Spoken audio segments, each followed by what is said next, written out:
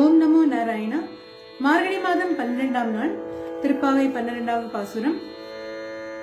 கனைத்திளம் கற்றெருமை கன்றுக்கு இறங்கி,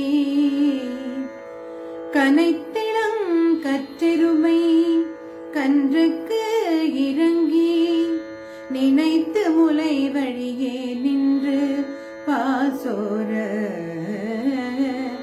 நினைத்து முலை வழியே நின்று பாசோர, நனைத்தில்லம் சேராக்கும் நற்செல்வன் தங்காய், நனைத்தில்லம் சேராக்கும் நற்செல்வன் தங்காய், பனித்தலை வீழனின் வாசல் கடை பற்றி, பனித்தலை வீழனின் வாசல் கடை பற்றி, சினத்தினால் தென் இலங்கை கோமானை செற்ற, சினத்தினால் தென் இலங்கை கோமானை செற்ற, மனத்துக்கு இனியானை பாடவும் நீ வாய் திறவாய்,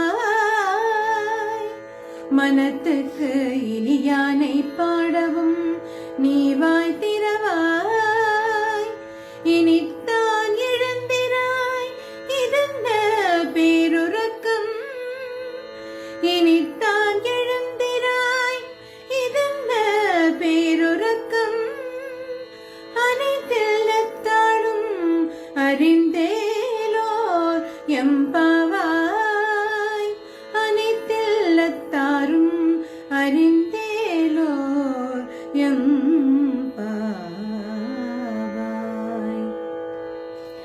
This verse, the meaning is as follows.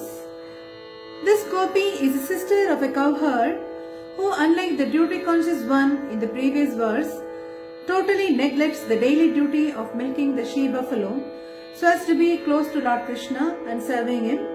He is called as Natchelvan, thereby indicating that for a Sri Vaishnava, it is not the doing or the neglect of Nitya Karma that helps attain salvation, but it is God alone who is the means of salvation.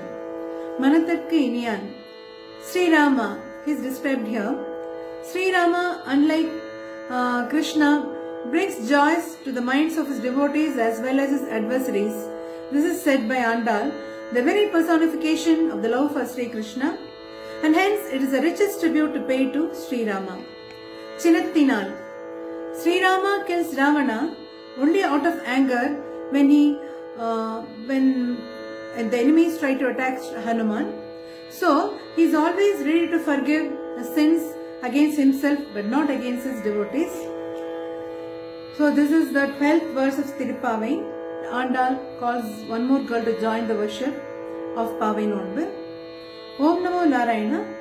மார்கழி மாதம் 12ஆம் நாள் திருப்பாவை 12வது பாசுரம்.